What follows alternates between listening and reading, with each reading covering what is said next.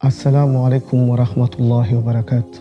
Kwa wenyesi wa Islamu, Bwana Yesu asifiwe. Nafikiri mko mnaona vitu venye viko vinapita mtandao kwa huyu wakati. Kuna venye nimesema, kuna venye vimekuwa vimeshasemewa mwanzo na kuna venye vimesenyemewa nyuma yangu. Nakumbuka imekuwa ni 2014. 2014 nimekuwa nimeenda kwenye concert. Nimekuwa naishi Nyakabiga kwenye wananjua. Nimekuwa naishi Nyakabiga ya pili kwa Mama Tania. Nimekuwa naishi na Mkombozi na wakina Elizboy na wengine washikaji wengi tu. Nilipokwenda konseri sijaanza kuimba, nikaona mesaje inaingia ndani ya simu. Mesaje nasema, huyo mtoto unajivunia sio wa kwako, ni wa mdogo wako. Nilipoona mesaje nikashtuka, na mwenye amekuwa ameituma amekuwa mwenye wanasema ni mzazi mwenzangu. Kutizama ile mesaje nikamwambia mke wangu, naona hii mesaje. Akanambia, achana na hivyo vitu kwanza, fanya kazi ya watu nikuleta. Ikanibidi mimi nipambane kwanza na kazi na maisha. Nikamaliza kufanya hiyo kazi, ikabidi tuteremke tuje Bujumbura. Tulipoteremka tunarudia Bujumbura, tukafikia nyumbani. Mkombozi amekuwa iko pale. Nikamuita, kaka vipi, safi, mambo poa ya. Nikamwambia, unaona hii mesaje yenye dada yako ameniandikia? Hivi kweli unaona kweli hii mesaje ni mesaje nzuri? Mkombozi akatizama ile mesaje, akanambia, kaka, hii mesaje inafaa utafute watu wazima, watu wakubwa, alafu mtafute na mwanamke, muikae chini, haya mambo muyamalize mapema, sababu haya mambo mimi ananitia oga. Nikamsikiliza ndugu yangu gisi alivyoniambia. Nikawasha gari. Nilipowasha gari nikaenda kwa mamake na Shanela. Mungu amweke mahali pema, pasa amekuwa kingali mzima, mkwa jafu. Nilipofika kwa mamake na Shanela nikamuonesha ile message. Nikamwambia, unaona venye mtoto wako kaandika? Mamake akashanga akasema, uyu mwana yarozwe change yasaze mu mutwe habaiki. Nikaisege kumfafanulia, unajua ni mzazi na yeye, ili akomprendre. Akanambia, ya wegenda jenda vugana nawe. Mimi nikatoka, nikaondoka, nikarudia nyumbani. Nilipofika nyumbani mke wangu akanambia, umeshaenda kwa baba yako? Nikamwambia, nimekuwa nimesahau kwenda kwa baba. Nikaenda kwa baba. Nilipofika kwa mzazi wangu, pia amekuwa kingali mzima, Mungu amweke mahali pema, ameshafariki. Mzazi wangu nikamuonesha ile message ya kusema kama mesaje inasema, huyo mtoto mwenye unangangania sio wa kwako, ni wa mdogo wako. Baba ile mesaje akaitizama. Baba roho kamuuma. Akanambia, mwanamke ana akili nzuri, anataka kuwachonganisha mtoto zangu, usimsikie. Mimi nikavumilia. Japokuwa mesaje nikaonesha wa ndugu zangu wa moja, nikakaa kimya. Sikutaka kusambaza hayo maneno. Nikapitia na marafiki wake wengine, nikawaambia parmi wa rafiki zake wa huyo Shanela. Niliporudia nyumbani nikaikaa kimya, nikasema ni mambo ya kawaida, acha nipotezee tu. Titi pakapita muda uliopita, Mkombozi akaniita kama siku 2-3 hivi. Pako watu wananitafuta, wametoka Rwanda, wamekuwa wako pale Kuribabe. Mimi karibidi niende pale Kuribabe na mke wangu. Tulipokwenda tukingali tunaparkingia tu gari tu, tukasikia rafiki yake ya Shanela anamchokoza madami, eti njoo tusalimie, njoo msalimie bimkubwa, hata unafanya hivyo bimkubwa ni huyu. Kabidi tu relax kwanza. Akarudia mara pili akasema, Loliane, wewe ndo niko naambia njoo msalimie bimkubwa wako. Bimkubwa ni nani? Shanela. Amekuwa mekana huyo Chloe na wengine mwanaume bwana Chloe wako anakunywa pombe. Sisi tukawa kama vile tumepuuzia, lakini neno lenye Shanela amesema ndio limenifanya mimi niende kule. Shanela akasema, achana na hao wapendei. Aliponambia tuachane na hao wapendei, roho kaniuma. Ikanibidi niende paka kwa Shanela. Nikamwambia Shanela, kwa nini mnanitukana hili? Mimi hata kama mimi unitukana, mimi unafikiri ni kama zamani hivi? Mimi nimeshaka kuwa na mimi na nguvu, nishanene. Nikamweka kofi kwanza, akili zirudie, kama vile amelewa vile. Nikampiga, najua sikawi yake. Akataka kuleta fujo kuingia tena, akaingia chini ya meza, nikamtoa, nikamuongeza makofi, nikamfuata na makofi mpaka kule chini ya meza, nikamnyangua na meza, nikatupa pembeni. Ule bwana umekuwa pamoja naye akataka kuingia, nikamziwia, nikamwambia nitakuumiza sasa hivi. Kuona kama ameshindwa kwangu, akataka afate kwenda kumpiga mke wangu. Mimi ndio nikamfuata sasa ule jamaa. Na ule Chloe wakataka watu watake wote. Ikabidi mkombozi akaja na wale wa jamaa wakaja kutuamua. Imekuwa 2014 narudia kusema, ndipo aliponiandikia hiyo mesaji ya kusema kama mtoto sio wangu, mtoto ni wa mdogo wangu. Niko najivunishia mtoto mwenye sio wangu. Niko na preve hapa mbele. Kwanza ya yote namuomba msamaha mkombozi kuona nimechukua hii audio nimewatilia watu wasikie bila ruhusa yake, kwa sababu mkombozi ni mtu mkweli. Utanisamehe kaka mkombozi. Inakuaje brother? Bana, mimi nilikuwa nasema hivi, uko unaona vitu vya dada yako iko naandika.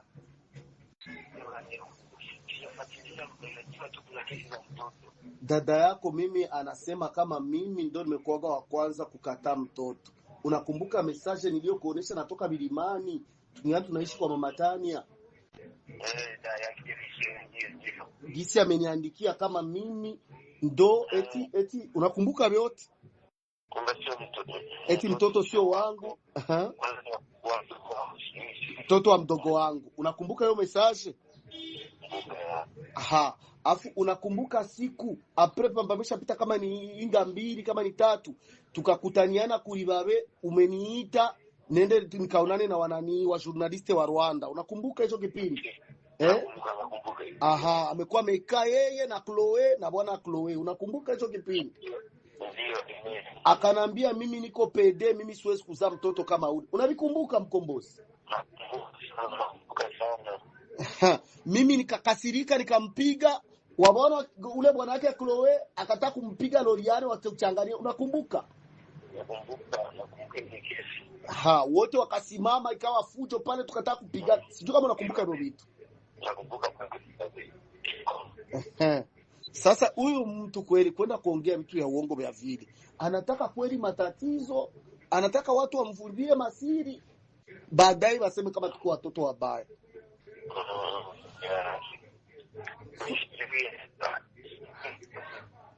Sasa hasta mtu mwenye amesha kuvulia adabu vile anasema vitu ya uongo.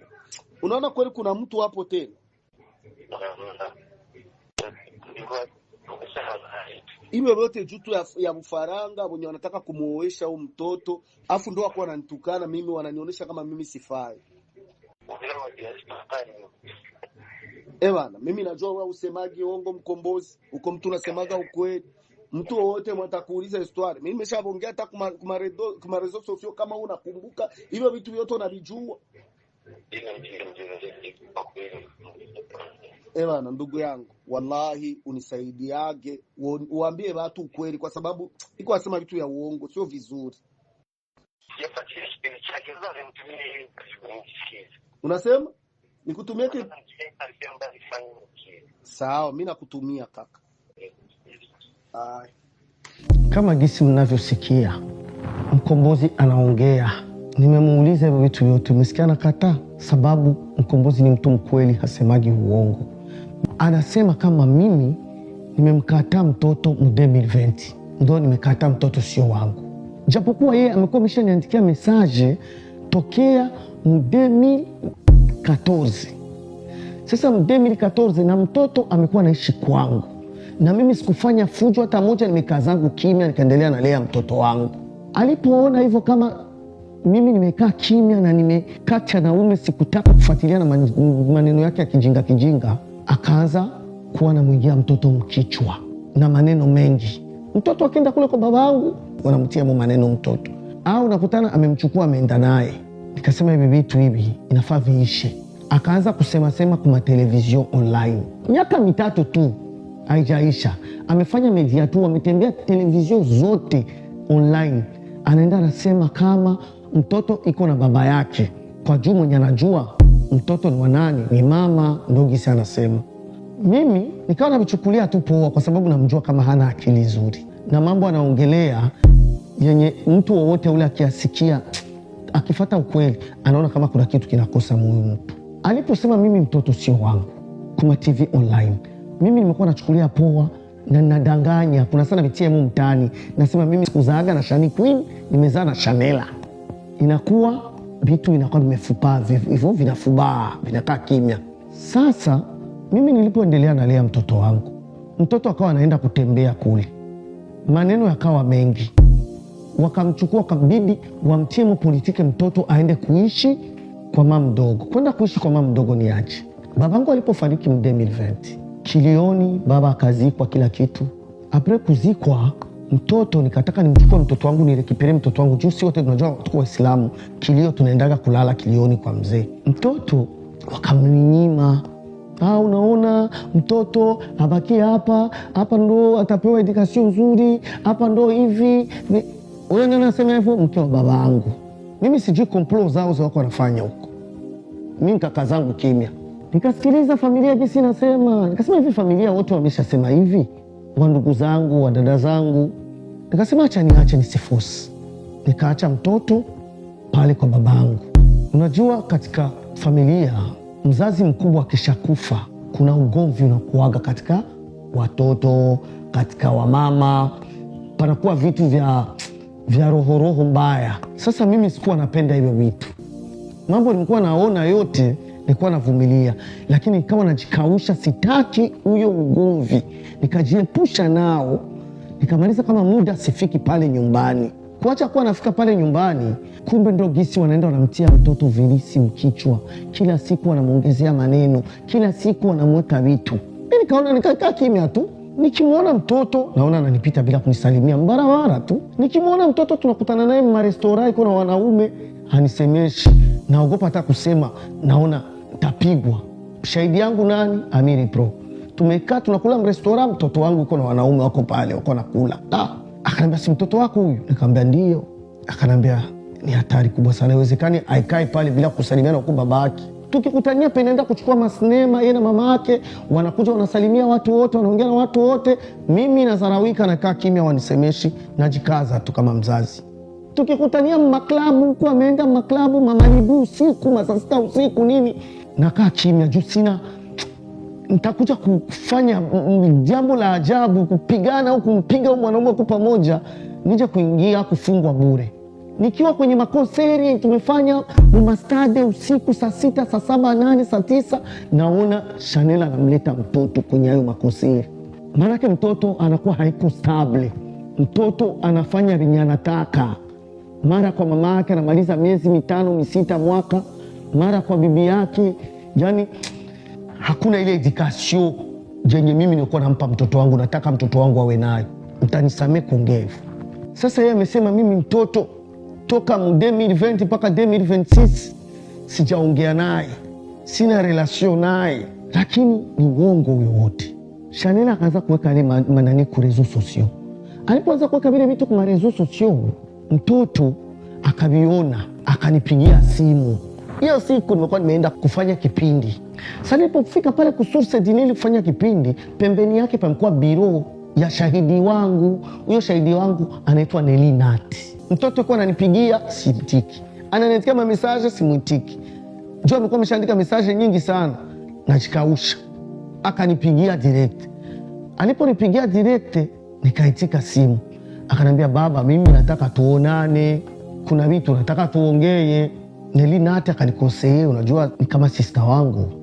Akanambia nakuomba Lolilokwenda kumsikia huyo mtoto, ujue kuna tatizo gani, labda anaweza kuwa amepata matatizo. Nikamwambia acha mimi niende nikamsikiliza, kuna shida. Nilipokwenda kumsikiliza mtoto akanambia hivi vitu vya mama iko anafanya kwa reseaux sociaux unaviona? Nikamwambia na mimi naviona hivyo hivyo. Akanambia mimi sinipendi mnisimamishe. Nikamwambia mimi sijasema kitu, sijakukataa mimi. Akanambia hivi mimi nashindwa hata kwenda kwa masomo kwa sababu ya mama yangu venye iko anasema kwenye kwa reseaux sociaux. Wenzangu watanicheka, wataniona kama sina wazazi. Nikamwambia mimi sijafanya kosa, sijakakukana mimi kwa reseaux sociaux. Mimi mpaka leo niko nasema kama mimi wewe ni mtoto wangu mimi. Hapo tuko pamoja naye 2023. Wapi? Tuko pamoja, naenda kumchukua, tuko fasi moja panaitwa kuna Piroge. Tulipoikaa naye pale akaanza kunambia hayo mambo ya mama yake anasema kwenye Facebook wapi hayataki tena. Nikamwambia sio mwambie wewe. Tena akanambia tokea leo mimi nataka hivi vitu vionekane kama ni vya uongo. Tokea leo nataka uone nibeba kwa masomo na gari wewe mwenyewe kama jinsi unabeba wadogo zangu. Nikamwambia hakuna tatizo. nitakubeba kwa masomo na nitakuwa nakuja kukuchukua ukimaliza kusoma. Akanambia kwanza nataka ukaniombee ruhusa. Nikamwambia nataka tu nikuombee ruhusa. Hakuna shida, twende. Tukaenda pamoja mpaka kwa masomo yao. Nikamwona prefet de discipline, nikamwona na directeur walikuwa pale. Nikamwambia nimekuwa nataka kuwaomba. Wakafurahi kuniona, tukaongea. Unajua gisi mimi niko peace, niko mtu wa watu wote. Wakanambia, nikamwambia japokuwa nimekuja hapa, nimekuja kuombea ruhusa mtoto wangu. Mtoto wangu tunaingia mwezi de Ramadan. Mtoto wangu anafunga, ni musulman.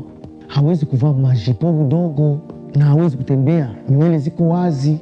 Sasa nimekuwa nataka, mnawaomba mtusaidie, atake wazazi mtusaidie, wana anatia mjitandio na anavaa suruali ndefu. Wakanikubalia, wakanambia hamna problemi, hivyo wamizilima wengi wanavifanya hapa, kwa nini wewe sifanyi? Wakanikubalia, nikawashukuru. Sasa anasema mimi toka 2020 sijaongea na mtoto wangu. Haoni kama anasema uongo huyu mama? Mimi niko hata na mapreve. Kama mnavyoona hii picha inavyoonyesha, wenye kujua Snapchat, unaona date hapa inakuonyesha date, mwezi na mwaka. Wenye kujua Snapchat inaonyesha kama mambo wanaoongelea sio kweli. Hapa tumekuwa mrestora na wandugu zake wako wanangojea chakula tuchangie. Unaona kama maneno wako naongea ni ya uongo, vitu wenye wako nasema sio vyenyewe. Lilo nasikia sasa leo ni PDD. Alhamdulillah rabbil alamin. Mwenye kukutukana kuchagulia tusi. Shani Queen au Chanela au Chanel, na kuomba acha kuwa unasema kama mimi Lolilo ndo nimekufundisha ubandi. Acha kuwa unazungumza watu kama mimi ndo nimekufundisha kuwa mguruguru. Hapana, mimi Lolilo nimekutana umesha kuwa mguruguru.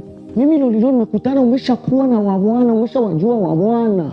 Mimi nakumbuka ya mara kwanza mimi na wewe tunajuana. Tumekuwa tumepanda mimi na wewe mkonseri Gitega. Tukafanya konseri kaisha, kila kitu mambo yamekuwa sawa. Tukaingia zetu klabu kuenjoy na wengine wenye wamekuwa pale washikaji nini. Bwana yako wewe mwenye mko mnapendana naye. Mimi hapo nilikuwa rafiki yako, sikuwa bwana yako, niko rafiki yako. Tumepanda tu, tumekukodesha, tukakulipa hela yetu, tukaenda kufanya konseri. Bwana yako wewe akapanda jua mawivu. Bwana yako amekuwa Lucky Boys Mix. Akapanda, unamjua jina, sitaki kumsema jina. Akapanda, alipopanda akafika pale akaona kuna katika malinga, akutaka nini wala nini, akakufikia tu makofi jido. Tukasema taua mtoto wa watu. Mimi na mshikaji wangu anaitwa Bobseli, akaenda kamnyangua, kamweka pembeni. Akamwambia vitu gani, mbona unampiga usista? Chanela akaanza kulia, ni vitu gani Chanela? Chanela akasikia haya, akakimbia akaenda mshamba. Tukamwambia kaka, mimi vitu vikuaje? Kwa mimi ni demu wangu, mpenzi wangu anapanda huko milimani bila kuniambia kwa nini. Nimeshasikia kama iko na kabwana kangine ki wanachezaga nako mambo ya manani kule Rwanda. Sasa aje anapanda milimani bila kuniambia. Hapo kabwana kako wapi? Tukamwambia sisi huyo bwana tujui sisi. Sisi tunakuja kufanya concert, tumemlipa aje acheze bishe. Acha nimfuate. Wakambana. Wakamtoa nje akaenda. Chanela hiyo siku akulaga usiku. Usubuhi akaamka akunywa chai, wengine wakasambua misosi kama kawaida. Yeye sasa akawa ni kilio, kulia. Bobseli akanambia Lolilo, wewe kwenda ukamtizame huyo mwanamke huko ndani, umuulize ni vitu gani, wewe ndio umemleta huko konseri yako. Hivi vitu vimetokea, iko mikono yako. Sisi tumeshambembeleza gisi yote vimeshindikana. Sasa wewe kwenda ukambembeleze. Bobseli mimi tambembeleza. Kaka weka essay yetu. Nikaingia kwenda kwa essay. Nilipofika kule nikamuuliza Chanela, ni vitu gani, mbona unabaki unalia? Jana usiku haukula, leo asubuhi haukunywa chai, unataka kujiua na njaa? Sisi ndio tuingie matatizo? Sisi tuko rafiki zako, lazima utuambie ni kitu gani kinakuuzi. Akakata kunambia. Nikarudia tena kumwambia, niambie ni kitu gani kinakuuzi, niambie kuna matatizo gani, unataka kitu gani? Shaka wewe. Nikasikia huku shaka jewe. Mama yangu macho akaanza kunitoka. Huyu demu mimi si ni rafiki yake. Nikachomoka kwanza nje, nikamwona Bobseli. Bobseli akanambia bwana, vipi? Amesema aje yule mtoto atakula? Ameniambia shaka wewe. Bobseli akanambia kubali, huyo mtoto atakuja kupata matatizo, mtoto wa watu huku tutafungwa si wote. Mimi kusikia kufungwa la nikasema hapa tutaingia mbimba. Nikaingia ndani. Nikamwambia bwana, ni vitu gani ushachiki? Nikamrudilia emu. Je, shaka wewe? Ushakaje wewe? Yego. Nikamwambia mimi siko rafiki yako. Nguje shaka wewe gusa. Okay, ndakoemereye basi nta kibazo. Uranyemereye. Nikamwambia ni lakini utakula nikaenda kaleta vyakula kala. Alipokula tukateremka Bujumbura.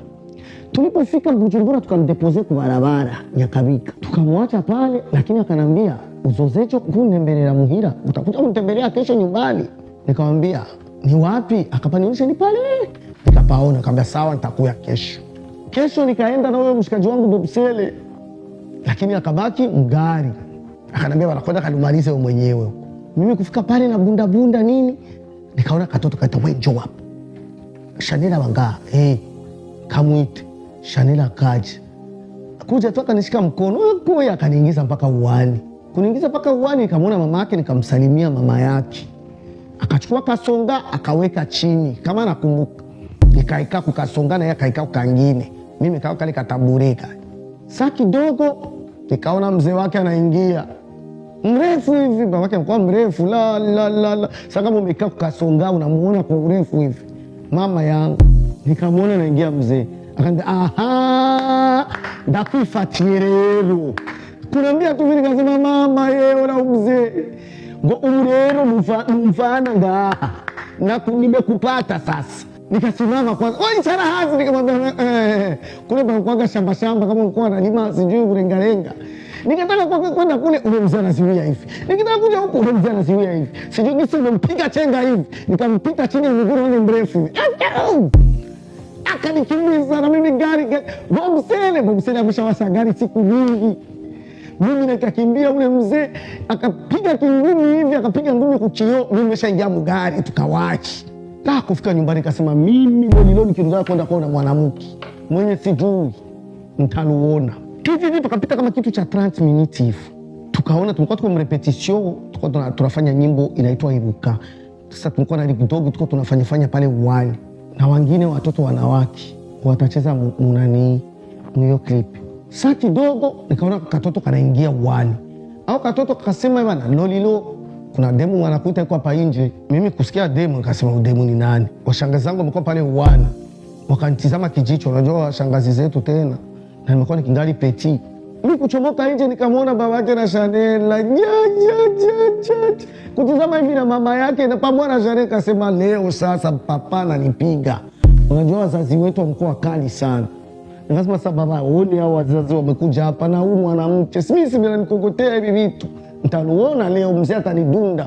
Sasa kidogo nikataka kurudia nyuma, Shanela kanibana mkono. Kuna kibazo. Mama yake akaanza kunambia, na kibazo uratuwa barira, urabona bikani bisanzwe, urumva yo maratandi yari yabaye. Nikamwambia mama, maratandi gani mimi mzee ametaka kunidunda, amenikosa na ngumi kukio. Bwana mimi naona hivyo vitu havitawezekana, mimi na mtoto atoka marafiki, mimi naona kama Shanela akaanza kulia.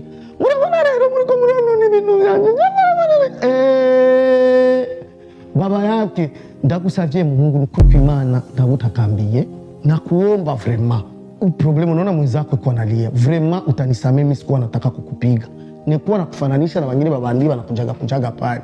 Sasa mimi ule Shanela sana anza kulia, shangazi akasikia kilio akachomoka nje. Shangazi kuchomoka tu, wewe Lolilo umefanya nini mtoto wa watu? Mungu wangu. Nikasema baba binafikia kwa papa juu papa alikuwa anamuogopa sana. Shanela akaanza kulia, anamuuliza aseme. Mama yake akasema nta kibazo mumva hiyo marantanti achie gusaba na bagenzi. Shangazi naye Kirundi akipandi.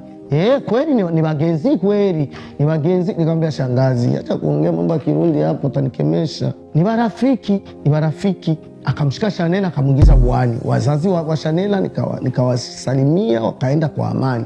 Nikarudia ndani, lakini mimi na yeye pakawa hakuna tena kale ka relation kenye ka urafiki kamekuwa kako kama zamani. Akaanza kujisogeza. Sasa hapo jamani, kuna upididi wenye uko hapo.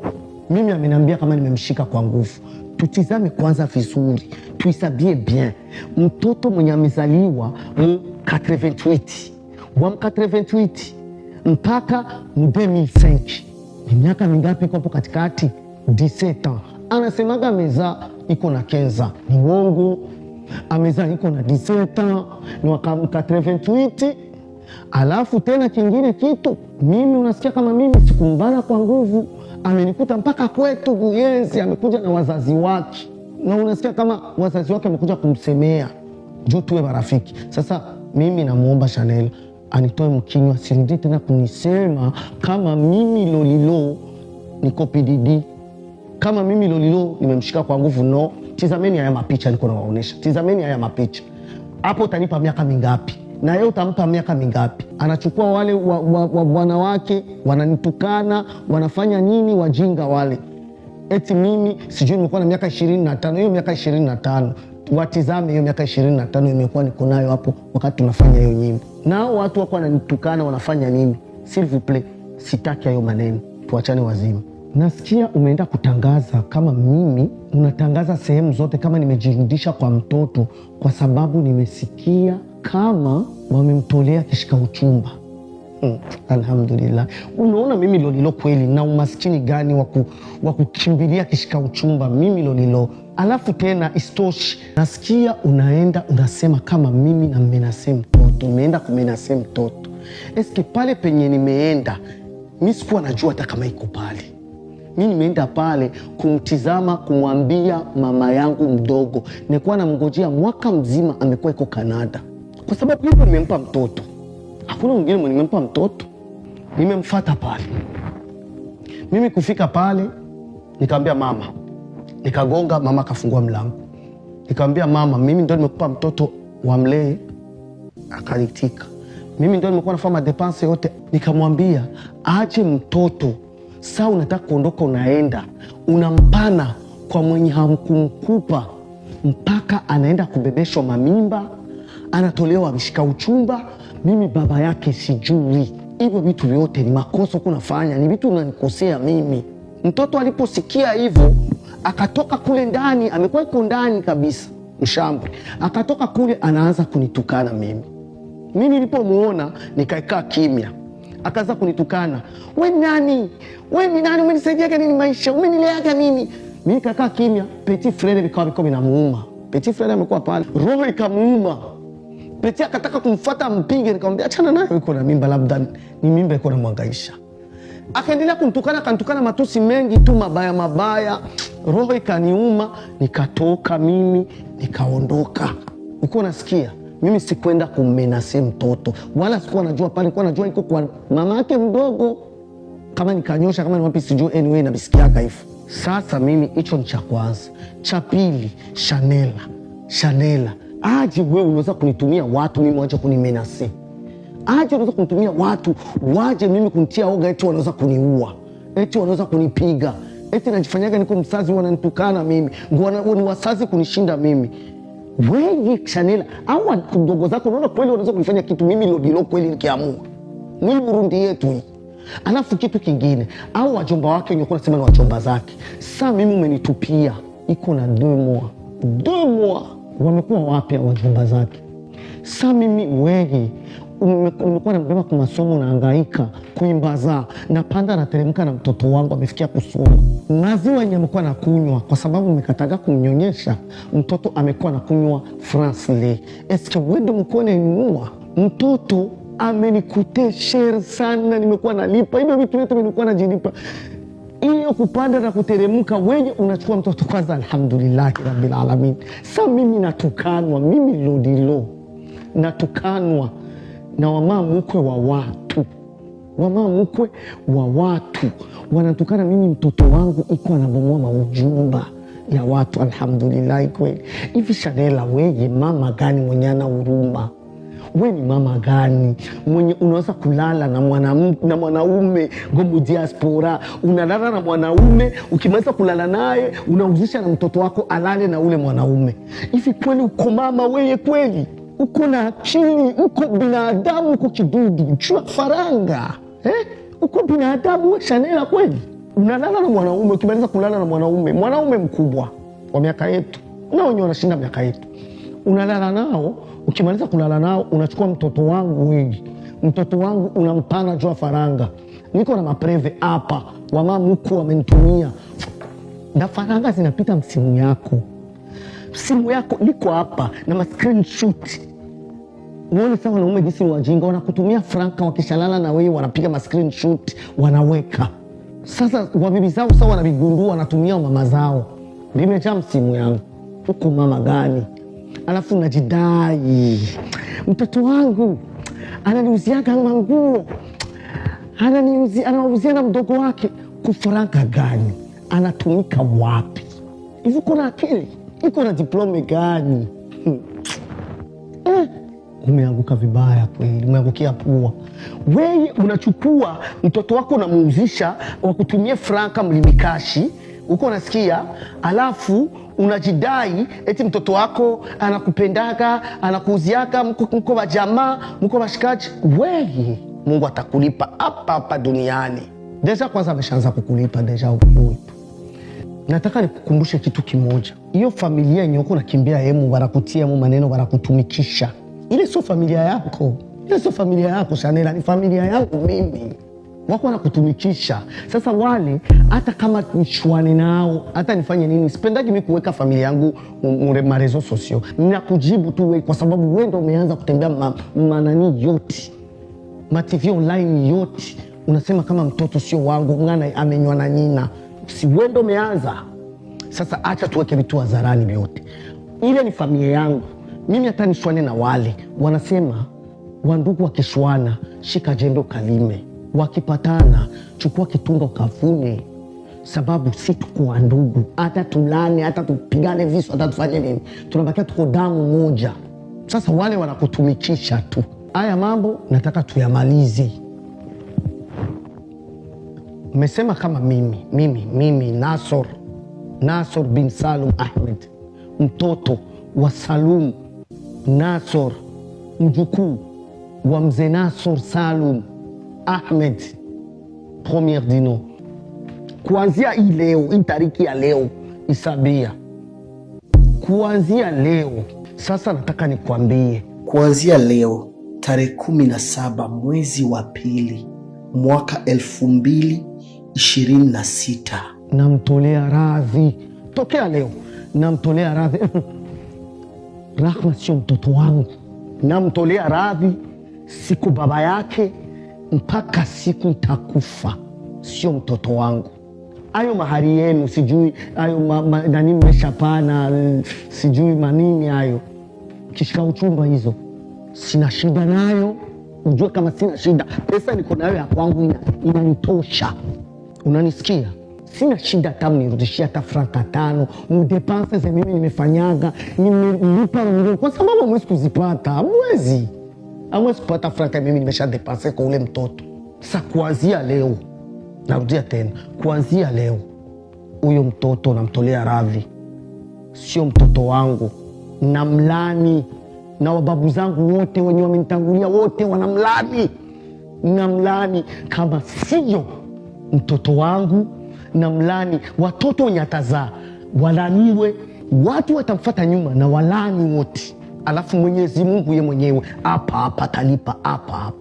Nimemlani kwa nini? Amenivulia adabu, ananitukana watu, ananitukana, ananiona kama mimi ni mavi, mbarabara akiniona anajinisonya, ananitukana, amenionyesha kama mimi sifanyi kwenye hii dunia. Kila penapita mimi sifai, lakini Mungu sio Hasani wala Hussein, atanilipia hapa duniani. Sio mtoto wangu. Jina la Nasor hana tokea leo mpaka siku nitakufa. Lakini atake mzazi mimi hilo.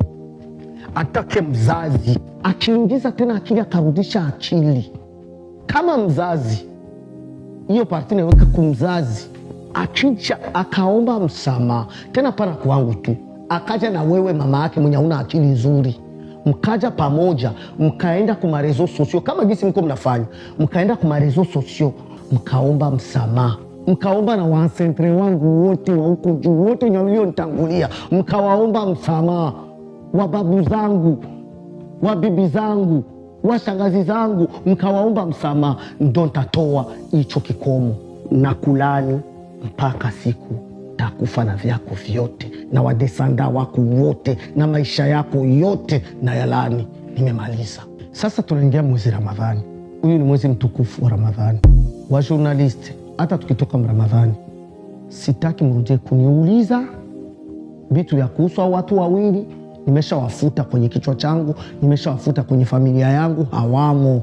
Alafu kitu kingine, niko na watoto hawa 4, watoto wangu ndo niko nao, sio 5 tena, 4 ndo watoto wangu. Huyu amenivulia adabu. Hao watoto 4 wenye niko nao, mwenye atataka akioze kunitukana wala kuniambia vibaya wala kunichezea kama gisi wako anatania, na yeye nitamfikishia ndoto zake. Kama anataka kujitoa mwa watoto wangu, nitamfasilite hizo ndoto ziwe reheli. Ni mlani na yeye nimtoe katika watoto wangu, na nimemaliza.